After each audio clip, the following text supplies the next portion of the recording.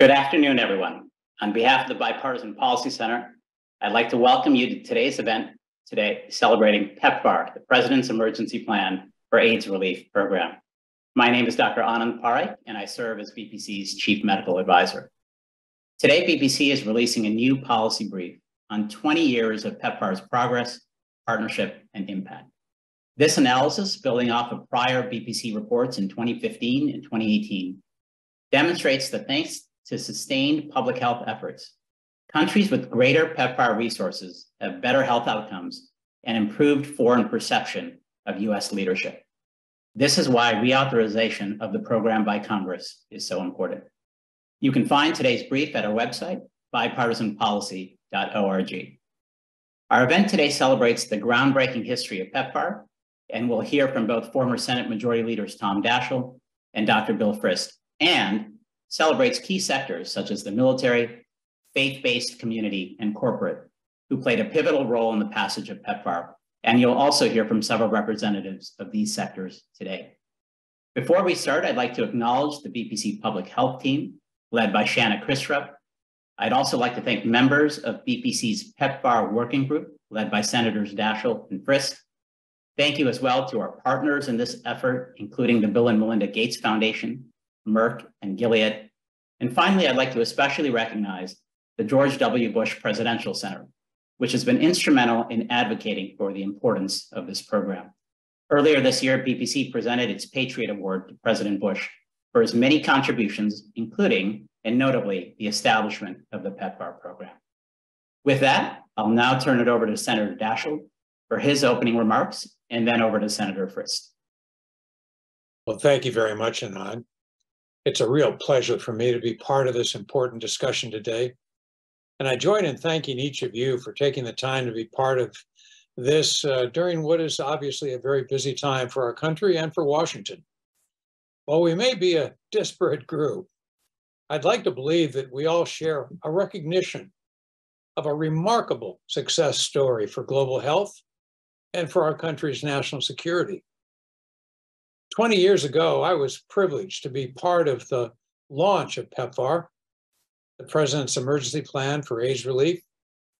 In the past 2 decades, PEPFAR has been an astounding success, in large part to 2 fundamental cornerstones: an incredible record of bipartisanship and a focus on science-driven intervention. First, let me just talk a moment about bipartisanship. I'm fortunate to be one of the co-founders of the Bipartisan Policy Center, and I'm delighted to be here today with my friend and Republican counterpart, Bill Frist. Bipartisanship, as we all know, at times can seem very elusive, almost impossible, particularly recently, but it couldn't be more vital for our nation's continued survival. The good news is that it is hard to find a better example of bipartisanship than PEPFAR. After PEPFAR was announced by President Bush in 2003, it passed the Senate by a voice vote and passed the House by an overwhelming majority with only 41 people opposed. When the program was first reauthorized, it again passed with overwhelming bipartisan support. 80 senators voted to support it, along with 308 members of the House. When PEPFAR was reauthorized a second time, it not only passed the Senate by unanimous consent, but it passed the House by a voice vote. And the third reauthorization followed the same pattern. So far, I've noted the House and Senate votes, but I think it's also important to highlight that this legislation has been signed by a bipartisan group of presidents too, from President George W. Bush to President Obama to President Trump. I'm sure you can all appreciate how unusual that is. PEPFAR's 4th reauthorization is due, as we all know, October 1st of this year. I am so hopeful that we will once again see the broad support for this vital program from the President and from both parties. PEPFAR's second cornerstone is its science-driven approach to addressing the HIV/AIDS crisis. This has really taken 2 forms. First, using proven interventions to reverse the course of the epidemic. And second, collecting detailed data to track the program's outcomes. I was very pleased to see President Biden reaffirm this approach in the recent release of PEPFAR's 5-year strategic plan. One of the plan's strategic pillars, as they're called, is simply follow the science. This includes mainstreaming behavioral and social sciences into HIV programming, leveraging targeted science to improve the program, and utilizing the next generation of surveillance methods. This science-based approach has also provided us with a great deal of data regarding PEPFAR's outcomes. I would just want to highlight just a couple of these findings. First, according to the State Department, PEPFAR has saved 25 million lives. Just think about that, 25 million. That's more than all the people who currently live in Florida. The program is responsible for ensuring that over 20 million people are on life-saving retroviral treatment. That is approximately the number of people living in the whole state of New York. Through PEPFAR, approximately 65 million people have received HIV testing services. That's approximately the number of all the people living in California, Pennsylvania, and Illinois. PEPFAR has also resulted in 5.5 million babies born HIV-free. That is the equivalent of saving nearly all the babies born in the world for over 2 weeks. What a remarkable achievement. And so as Congress and the President turn to the reauthorization of this critical program in the coming weeks, I hope they'll bear in mind PEPFAR's remarkable track record of success and bipartisan cooperation. Over the years, a number of us in Washington have had the privilege of contributing to PEPFAR's continuation and extraordinary legacy. I hope that come October 1st, another generation of policymakers will join that group. So with that, it is now my pleasure to turn things over to my good friend, Bill Frist. Thank you, Tom. 20 years ago, as Senate Majority Leader, I worked closely with President Bush and members of both parties to enact PEPFAR. As I reflect on that time, I'm struck by the whole cadre of supporters from all sides of the aisle. These supporters include the faith-based community, the military, and public companies willing to form partnerships with government. I'm pleased that all those key supporters are represented in our discussion today. Putting a face on compassionate conservatism, the faith-based community offered hope at a time when hope seemed lacking. Given deeply established ties to the most vulnerable communities, faith-based organizations helped build trust and lead the charge. Sometimes the message of hope is tied not only to the message, but to the messenger. Faith-based organizations have consistently been an indispensable messenger for PEPFAR. 20 years ago, before the establishment of PEPFAR, a diagnosis of HIV/AIDS was considered a death sentence, resulting in millions and millions of deaths, along with millions of AIDS orphans. Losing a parent is difficult, especially as a child. It can lead to economic insecurity, to community health shocks, to the potential for societal destabilization. That's why it was critical for PEPFAR to step into the breach and provide vital support. Support that not only aids those families, but also helps to provide political stability. Last year, PEPFAR provided critical care and support to over 7 million orphans and vulnerable children and their caregivers.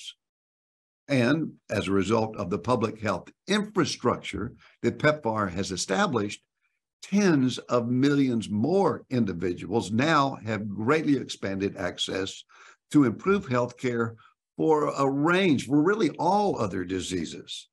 You think of infectious diseases, for chronic illnesses, for maternal and child health.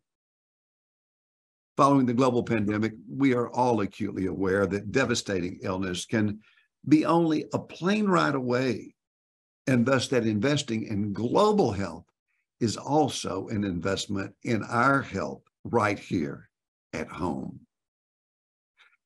And the impacts of PEPFAR stretch far beyond treating disease. In fact, U.S. national security and economic and diplomatic objectives have all benefited. The small amount we actually spend on global health. Only 1/4% of our nation's budget pays exponential dividends for health and safety and security for all. The world is a safer and more secure place for us when societies overseas are healthier and more stable.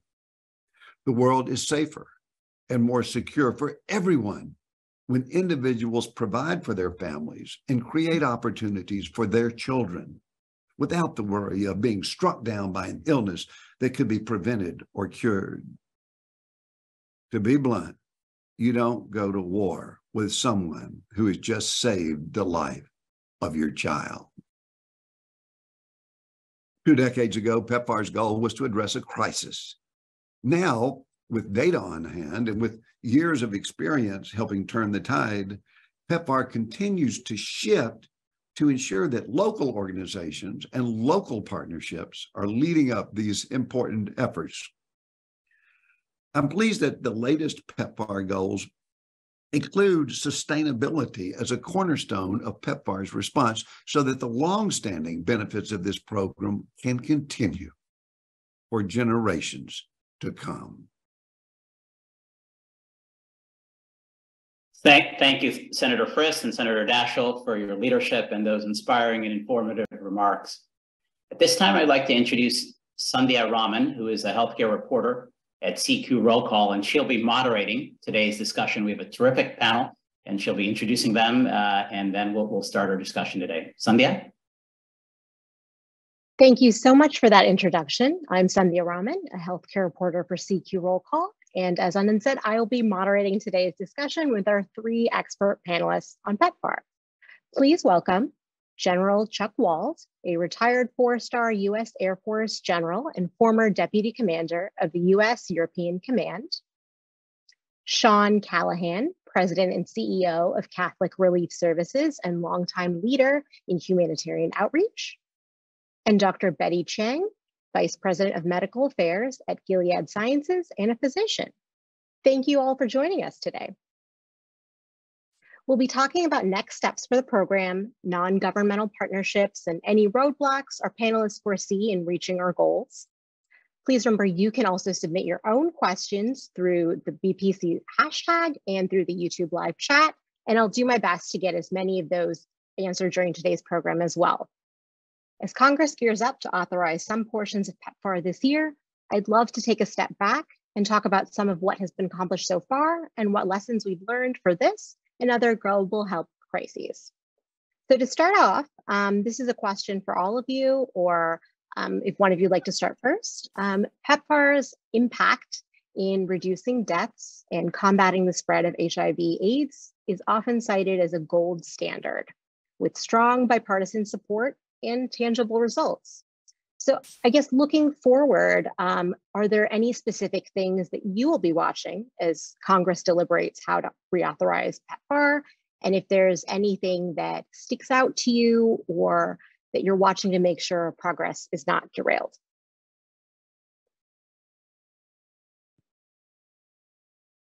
Well, I can start by saying that I'm going to be looking very closely to see if we still continue to have bipartisan support, because I think it would be amazing that that continues to happen, and that funding continues, if not at the same rate, if more so, because the impact they've made is tremendous.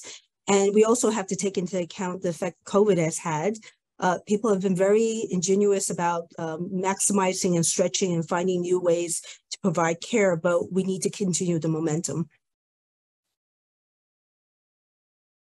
I might just add to what Betty said and to what the senator said, in that PEPFAR really established a new paradigm in the development field. And not only was there bipartisanship here in the United States, but the relationships between the faith-based community, non-governmental organizations, and local governments were hand in glove in addressing this issue. And it really was on emergency footing And I think it helped us respond to other crises such as Ebola. And as Betty just mentioned, later, our COVID crisis. So it really has been a launching board for a new way of doing development and humanitarian response. Yeah, I might add, I think it's probably the very most, the best program I've seen from the standpoint of showing what America really stands for in the world, number one, and the long-term benefit of that. And number two, from a military perspective, we did a study in European Command when I was there. We had Africa in our area of responsibility. Now it's become a separate command, but for every dollar we invest in foreign aid, USAID, we gain $16 in not having to deploy our troops someplace in the world. If you look at Afghanistan and Iraq over the last 20 years, it's in the trillions of dollars that we spent on military deployments. I'll talk a little bit later of why it's important for the military, but the militaries in Africa have the same problem as any citizens do, and their militaries were tremendously helped by this program from the standpoint of readiness, and it really helped the United States. A very little known story. Number two is, just before I stop, is I really have to give a lot of credit to Senators Frist and Daschle. Tremendous leadership on this issue. And number two is, I'm independent, so this is not a political statement, but President Bush never takes enough credit for this program. I think it's one of the most important programs any president's ever employed during their tenure, and he needs to get a lot of credit for that. So tremendously important. My next question is for Sean. So the outreach that Catholic Relief Services has been doing has been vital in reaching some of the most vulnerable populations and countries most affected by HIV/AIDS. And I'm hoping you can talk a little bit and tell us about how CRS is able to, build trust in and engage some of these local populations to connect them with resources. And, if COVID made any of that more difficult, or if there are lessons that you've learned there that could be helpful for the future as we're moving into the reauthorization process. Sure.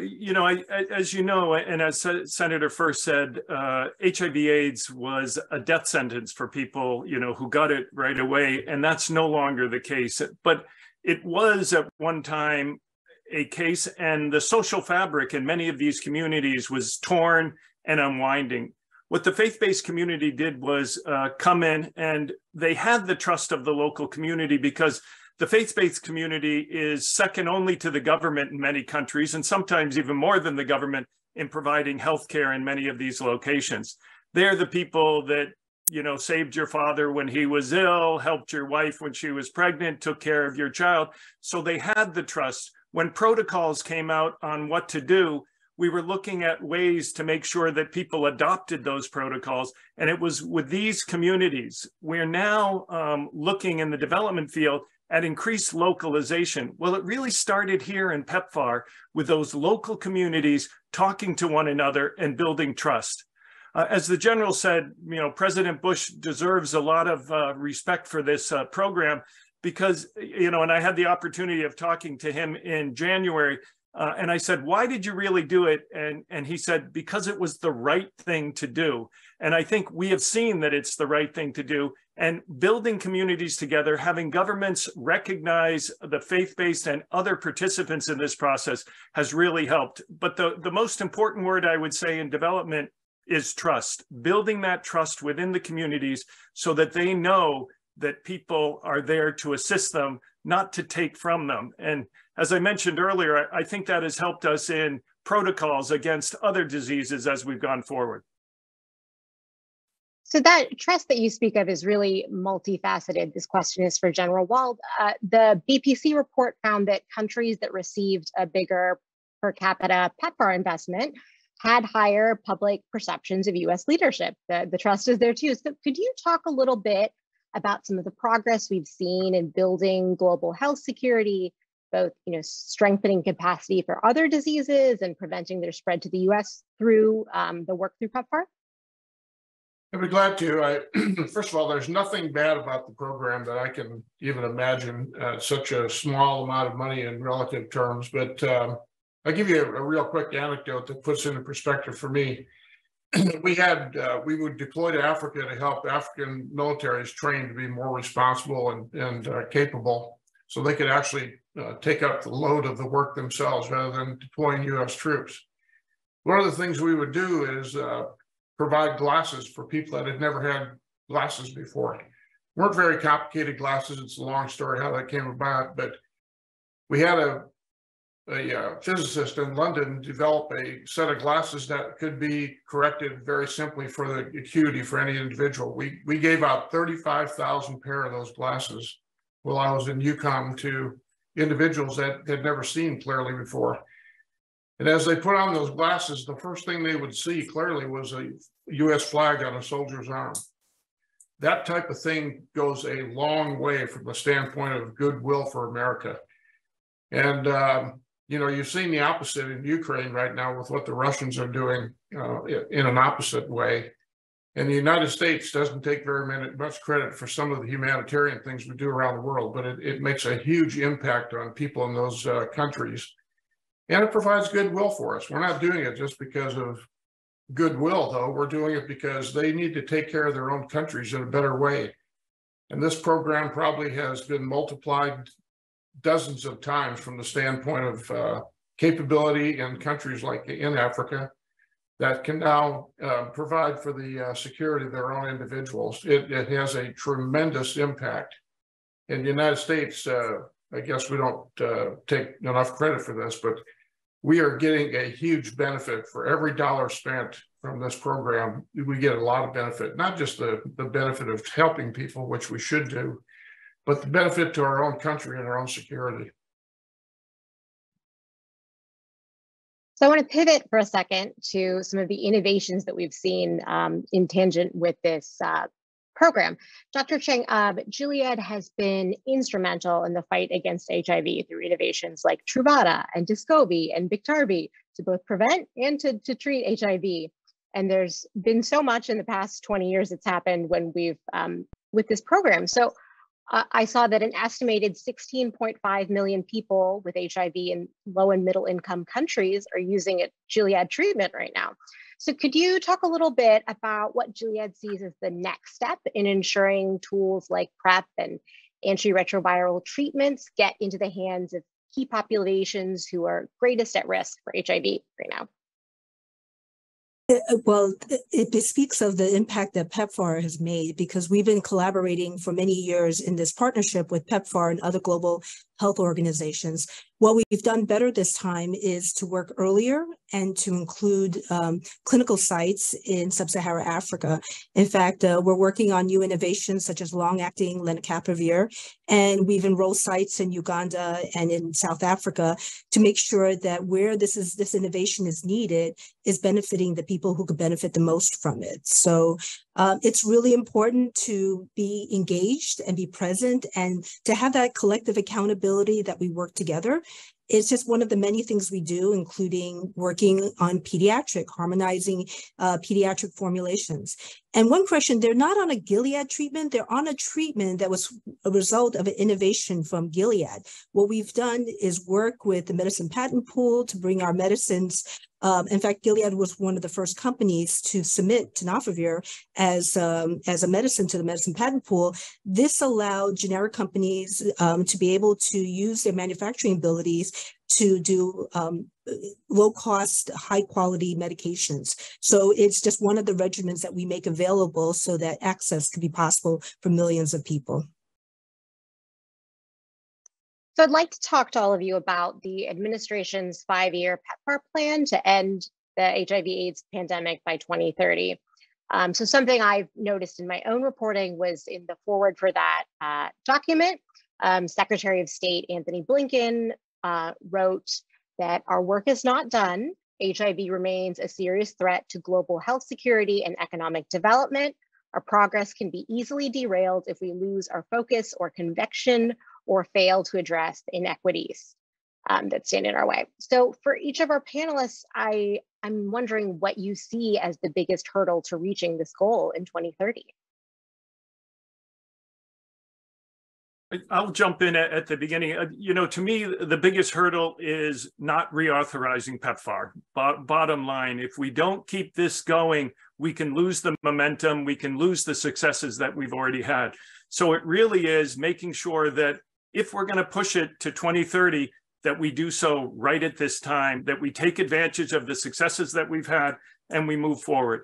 At the same time, that we continue to really focus on those unreached communities, the communities that are most difficult to access. I think we have gained the trust now of many of the communities, of mothers, of families, of communities. They see what's good for them now in this, and it's now our chance to be able to contribute by providing resources that allow them to get there.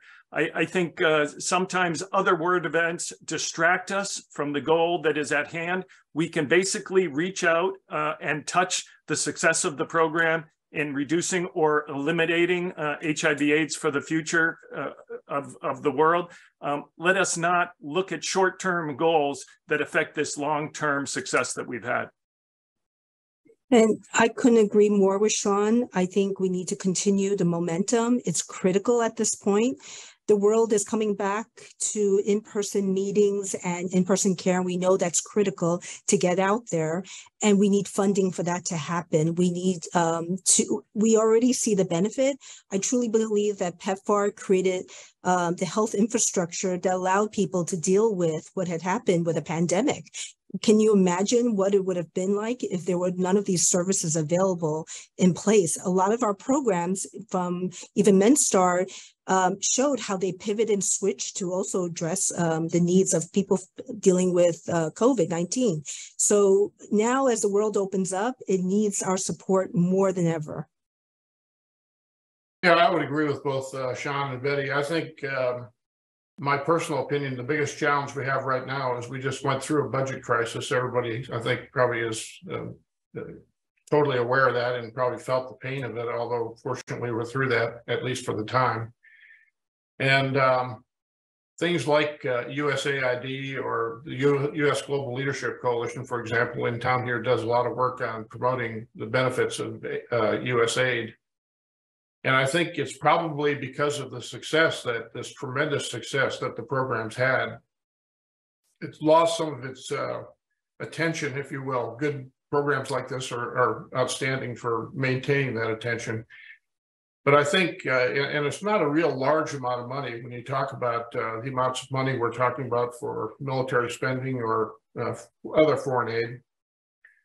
But I think the biggest challenge will be keeping the focus right now, just as Betty and Sean have mentioned, to keep to the end game. There's probably not a total end game here, but there's an end game that is probably manageable. And we need to keep the focus on the benefits of this program and highlight it. It's, as I said earlier, I think the architects of the program, the people that have supported it over the years, like yourselves, don't take enough credit for it because you're humble people that want to help other people. But the program needs to continue to be highlighted, the benefits of it. It's not just humanitarian, it's not just goodwill, it's total benefit to the United States and our security. General, you mentioned the debt crisis and what we have just gone through to get past that. Is anything related to that something that you worry could affect the reauthorization process, whether there would be less funding for PEPFAR or anything in that realm?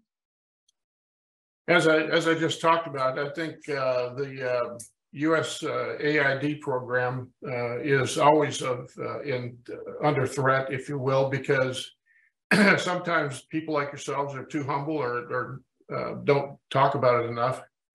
But I think there's a lack of awareness of the program. People like yourselves know the benefit of it and how tremendous the PEPFAR program has been. But I would venture to say if you did a survey in the United States that you'd have a very low percentage of Americans that actually know what it is. And not only not know what it is, but know the benefits of it. And again, we're in a fiscal crisis continuously. The military always seems to need more money for good reason, I suppose. But small things like a $35 million PEPFAR program don't get enough attention. And I think I'm not sure what the actual economic benefits are. It's mainly a humanitarian issue, but I would venture to say that economic benefits from not having to spend money on deploying U.S. troops is beyond anything anybody would imagine. I'd say it's in the hundreds of times the cost of investment. I have a question for both Dr. Chang and Sean. None of this work I know is done in a silo. So I know that the Catholic Church and Gilead have partnered together in the past on things like test and treat, the project in Tanzania and other endeavors. So why are these multifaceted partnerships so important to the success of PEPFAR, working together across different groups? Well, I'll start by saying you're putting together scientific innovation with the people who actually are on the ground implementing care and have the trust, as Sean mentioned. I think it's a wonderful relationship. Our Tanzania project really looked to see if we could decentralize care and bring it to a rural area. And we couldn't have done it without the Catholic Church involvement. We built up facilities, but it was sort of a spoken hub model where we had built up the hub and then had outreach programs. This work was being done by faith-based services. They went out to the community. They have the trust of the community to get screening done and to link people to care. So it really showed that you could decentralize care and actually make a greater impact. So, partnership is crucial. We can't do this alone. Nobody does it alone. The more partners you bring in that bring their certain value to their expertise, everything just gets better and better. Maybe just building on that, Cynthia, I think, another name for PEPFAR really is life and giving life to people, life to communities, life to families. And when we work together, we demonstrate that this isn't just a U.S. program. It's a U.S. inspired program, and I think visionary in that sense. But local governments, local communities, local churches, they are all participating. They are investing in their future, and it helps all of us, as the general said, both health-wise and economically. So I think we have a tremendous opportunity to keep building on that. I think, COVID, demonstrated to all of us that we're not immune from these diseases that sometimes people think only come from other countries. We're in a small world now, and we need to make sure that we build those relationships with people. And I think nothing demonstrates things more, as was said earlier, than caring for a child, than caring for the mother, than caring for the father of a family, that people see that as a relationship that they want to invest in. So when we compete with other countries around the world, we should be the best and we should compete. But I think it gives us an advantage when locals say, hey, when there wasn't anything in their special interest, when they weren't going to gain monetarily, they did the right thing. Well, let's do the right thing by them as well. And I think we can have a success on that. And I think that's a bipartisan issue. Both of our parties know that they want to see American leadership in saving lives around the world. And I think this program has recognized that. Yeah, just a real quick add to that. First of all, the people like Dr. Chang and Sean are the people that really, and yourselves, make this work. But again, from a kind of simple military perspective, one of the things that always concerned us in Africa, in this case, although it's a global issue, but Africa seems to take the brunt of it, is that their military individuals were tested often in the countries in Africa. And if they were positive HIV, they couldn't deploy. That meant they couldn't go out and deploy as peacekeepers around the continent of Africa under the African Union flag. And when that happens, then other countries have to pick up the load. So the readiness of those militaries was critical to my command when I was there, from the standpoint of having people in Africa actually deployed to provide security for their own people. And that made a huge difference for our military from the standpoint of capabilities of those militaries. Sandy, I just want to make one comment. I think that the general is being modest as usual. I think the military has played a fantastic role in addressing some of these health crises around the world. We saw it after the earthquake in Haiti. We saw it in the Ebola pandemic. We saw it in COVID. And I think the repercussions of the HIV, the AIDS are similar. So it really is all of us working together, as Dr. Chang said. It's not one group or the other. We need to make sure that this is an all-of-country effort, that we work together, because it shows the best of who we are here in the United States. Right. So one thing that I was interested in is, looking ahead at some of what we can expect. One area that I've been watching is what is happening in Uganda, which recently enacted one of the world's strongest anti-LGBT laws. And last week, the president had said that the administration would be examining the US's ability to safely deliver services through PEPFAR in light of the law. The Global Fund and UNAIDS also issued statements that this could derail the country's AIDS response. And so is this something that worries any of you, that maybe we've seen before or not seen before, that how this could affect the response on a local level? From my perspective, it is worrying in many cases, in that we want to make sure that every individual around the world, that all people, that we respect their human dignity and that we give them opportunities no matter where they are. There has to be some sensitivity as we do that, that we are careful. Are we telling countries what to do, which sometimes has a negative reaction? But I think what we all have to do as we come together is make sure that we respect that human dignity of every life that God has given on this earth, and that we do that in a way that is respectful of local customs and local communities. Now, in this particular case, we need to make sure that we balance the political pressure with not taking away medicines and assistance to people who are most in need. So I understand the political nature of these things and how we sometimes like to use the stick along with other motivation, but let us not hurt local people by taking away programs that are actually saving their lives. I think we can probably, assist them more, as we've said before, by making sure that they know we care about every life in their community, and they see that through our actions. And as a physician who has personally supported and worked in Uganda, I believe in the people. They are wonderful people who will do the right thing. They've done incredible work and show the value, how much they care about what they're doing and the people they serve. So my faith is that the people will do the right thing. Betty's comment, I should have brought this up as well. The Ugandan people have been one of the most receptive people to refugees around the world. They have South Sudanese coming into the north. They have people from the DRC. They have welcomed those community and done the right thing. So let's give some respect to the Ugandan people as well and let them do the right thing. Yeah, I've also spent a lot of time in Uganda and with the president there, and I don't necessarily agree with any of the politics of this thing. I would just say that we shouldn't, in America, let those politics get in the way of the continuation of our treatment of people that need it in the world. It's they're separate issues from my standpoint. And matter of fact, they probably need more help in Uganda after some of the political decisions. So.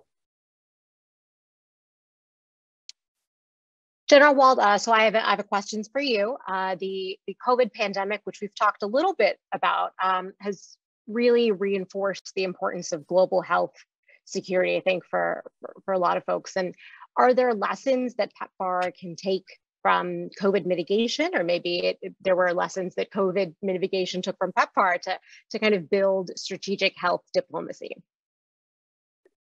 Yeah, I mean, I'm not a doctor or anything. I do have to give all the people in the world that addressed the COVID issue so rapidly, and the United States was a big part of that. There's no doubt about it. Again, from a military perspective, we're going to respond to crisis in the world when needed. It's either it's an earthquake in Pakistan or an earthquake in Morocco or a flood in Zimbabwe or whatever the case may be. The one thing the U.S. military has going for it, which I think it has quite a few things, but one of the major things is we have the ability to deploy large amounts of people and equipment rapidly. And therefore, we're kind of the solution of choice when you have these large problems. Yeah, and they won't go away no matter what the politics are in the world. So from a military perspective, I mean, I think it's a pretty easy sell to the military that this program does huge benefit, provides huge benefit to the U.S. military from the standpoint of we're still global. People can argue whether we want to become isolationist or not. I don't think we have that choice, and we shouldn't. But we're going to be involved in the world for the foreseeable future.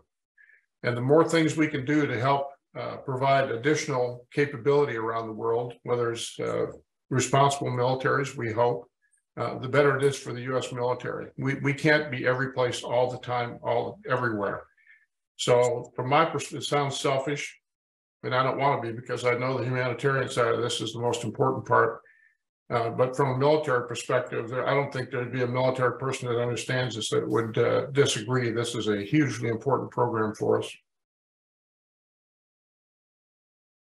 So I want to interject to my questions from a question from the audience. So we have, how can medical mobile units be involved in delivery of HIV/AIDS healthcare, as well as other healthcare issues like cancer, malaria, tuberculosis, and other potential pandemics?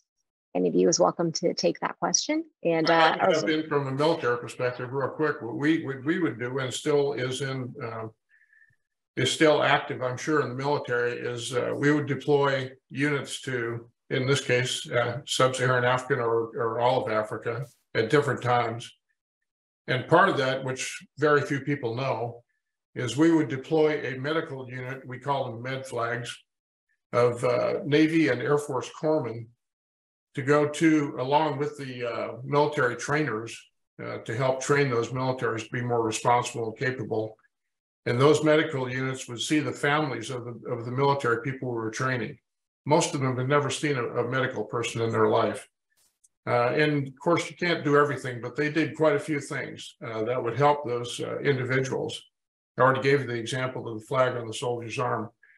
Those deployments of medical people seeing families that have never seen a medical person before are sold on America after that happens. They believe in what we stand for as a nation, what the goodness we stand for, and they'll be our friends forever.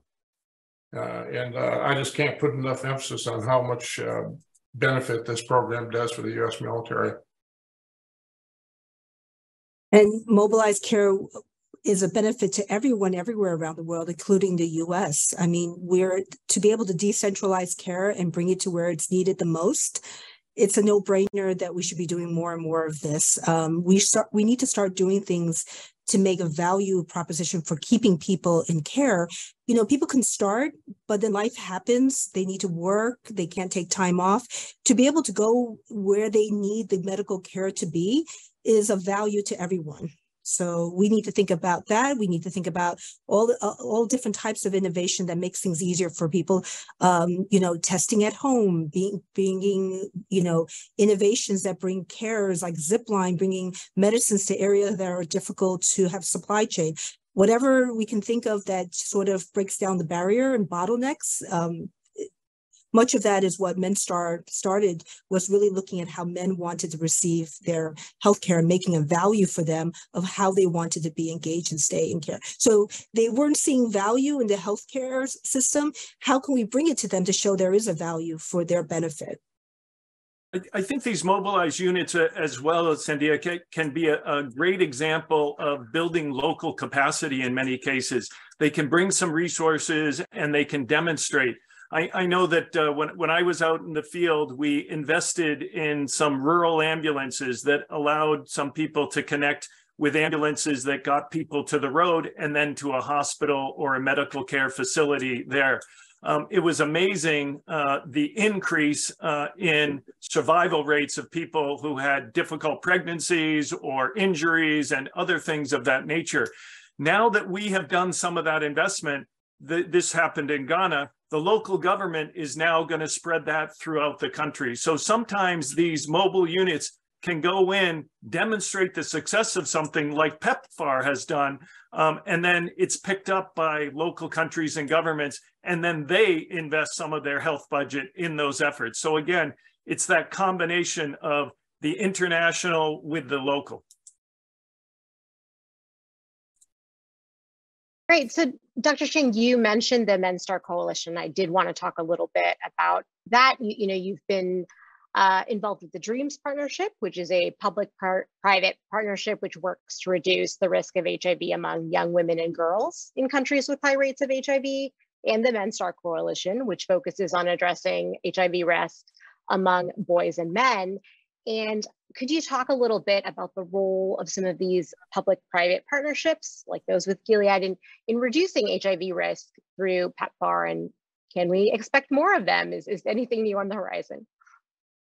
So it was an incredible opportunity for Gilead to participate in the DREAMS project. In 2014, when they came to Gilead, I was thrilled to be a part of it. And it's only one part. In fact, I was involved with bringing PrEP to the equation, but that's only one component in the toolbox. You have to love a program that gets to the root of what is happening in the community that puts people at risk. And the highest risk was in adolescent girls, young women. So to be able to give them the economic, the social support, the sexual health, and all the things to help them prevent even ever having and reducing their exposure to HIV, and empowering them to have a voice and a control in their destiny, right? So for our part, we wanted to make it feasible that if it was the right move, for it to be part of it. We started out, I remember it started out with a 200 million initiative, and we were gonna do 10 countries. It's gone to 15 countries and close to $1 billion in funding. It speaks to what a great program it was, picking one crucial cycle in the transmission to be able to end this HIV and AIDS. And so it made sense that when I had momentum to go to the next cohort, which was young men and how they were not accessing healthcare. So, these programs ask from Gilead not only for funding, but for our active participation, to be involved, use some of our expertise, and to be able to contribute to these projects. So it's a wonderful way to say, let's all work together. And PEPFAR served as a platform to bring everybody together. So, community organization, government, private sector, and even amongst the private sector, we all had a common goal, right? When you put us together in this scenario, we work closely together to do the right thing. And it wasn't one company versus another. It's what can we each do to make a difference and to do our part. So in our part with MenStar, we actually worked on Men Connect, which was based off of Mom Connect, which is using a platform of WhatsApp to be able to provide information. What we don't realize is that when you do testing and people get a diagnosis, the fear, the anxiety, it's a terrifying moment to get their diagnosis. To be able to give them information and to, not avoid care and to seek it and to get onto and to connect to the care, whatever we can do using digital technology to amplify, it's wonderful. In fact, our goal was to have a platform that connected with 5,000 men. I think we surpassed that. And even better is connecting this with the overall program and to be able to reach millions of people. So having these pilot projects and Gilead serving as a catalyst for one portion of DREAMS or MenStar fits into a bigger equation to make a bigger impact. So, and finally, the networks and the connections you make, people are in this because we love what we do.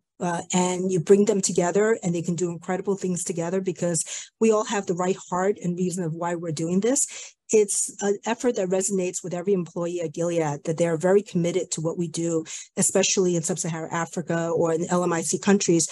It's what really brings us the world together. And the world's a really small place. I think the pandemic really showed that one thing that happens has a consequence on everywhere around the world.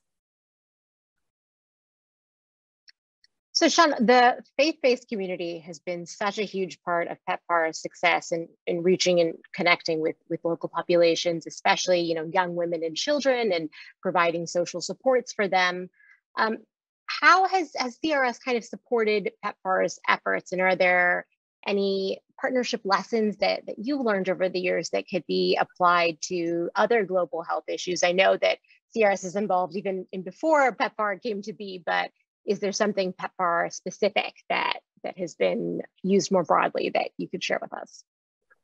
I think one of the most important things about PEPFAR was the fact that right away when we began the project, we started thinking about who was going to take it over. It wasn't a project that we were doing. It was a project that would be integrated into the local community along with the government and reaching out to community health workers.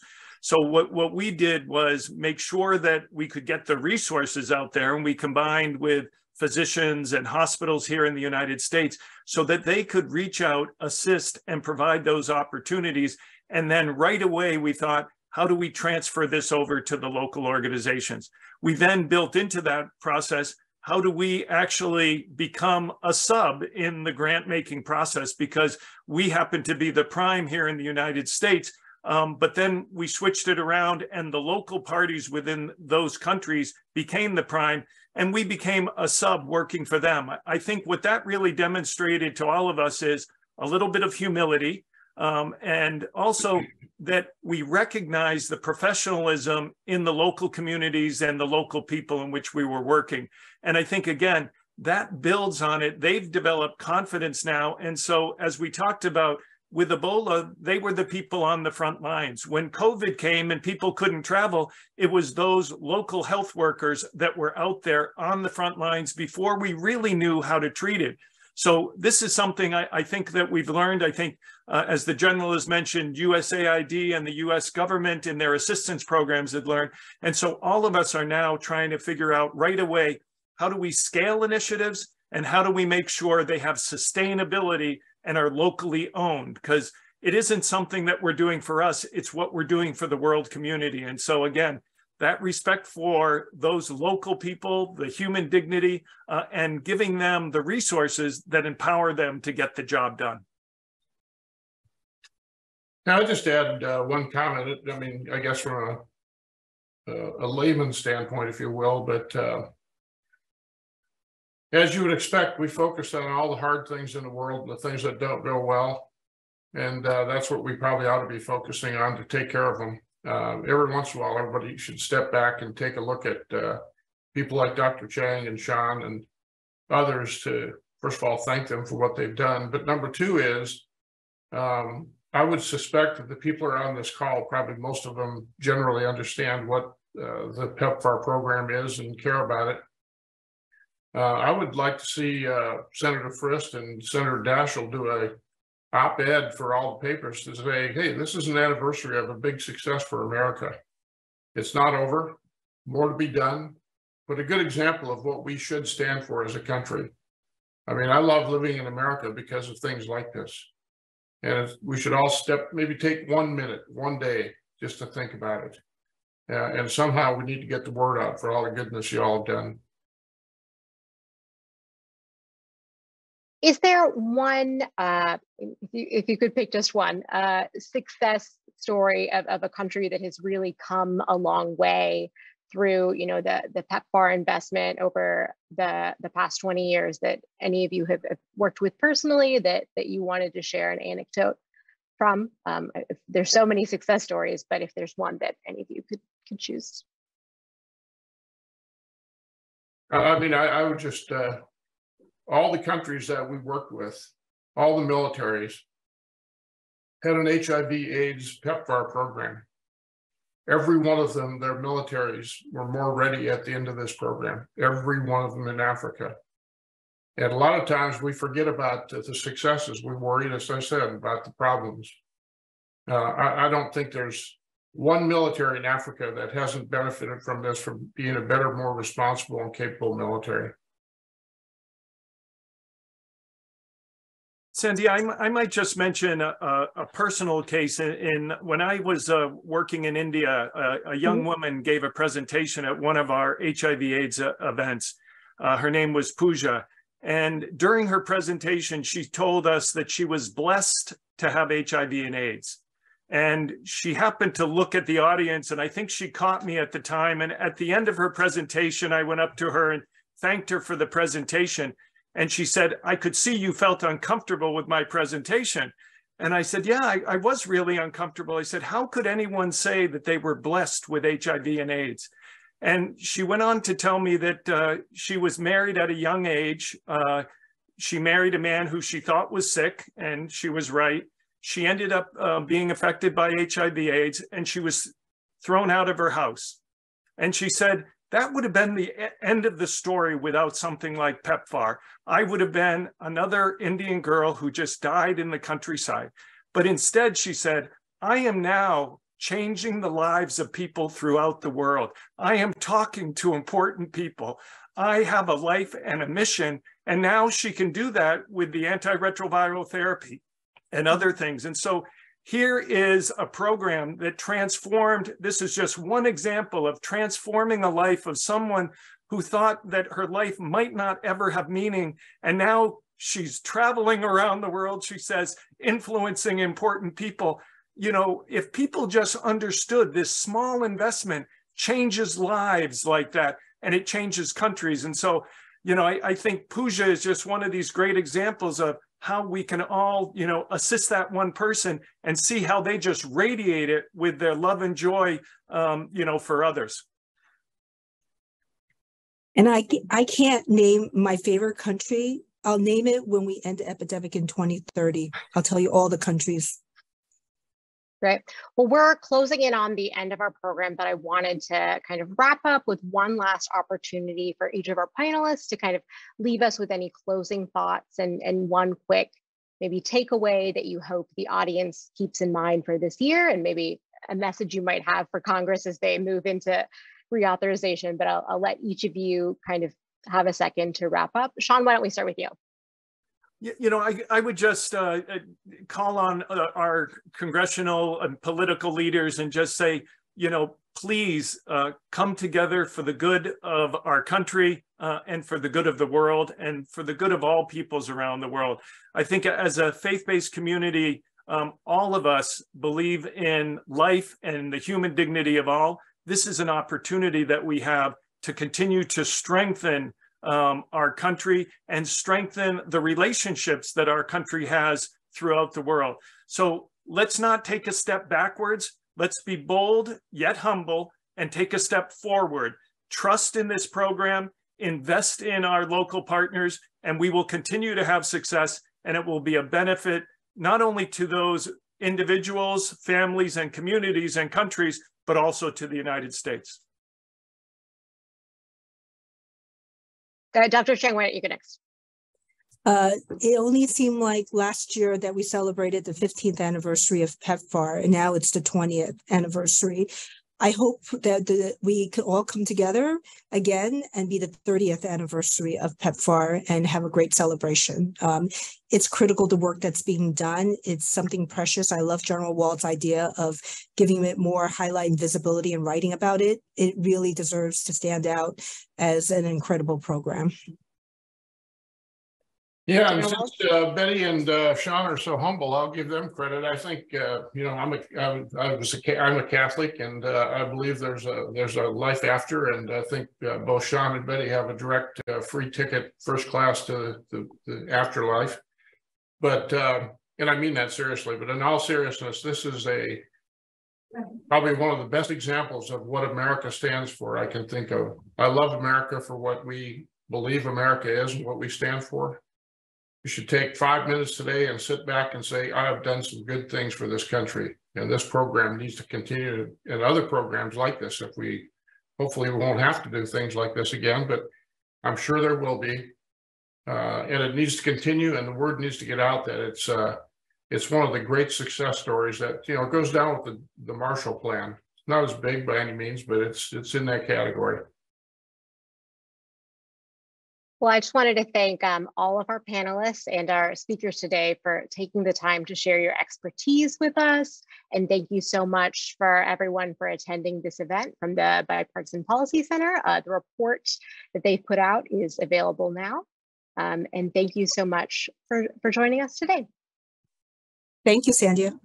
Thank you. Thank you.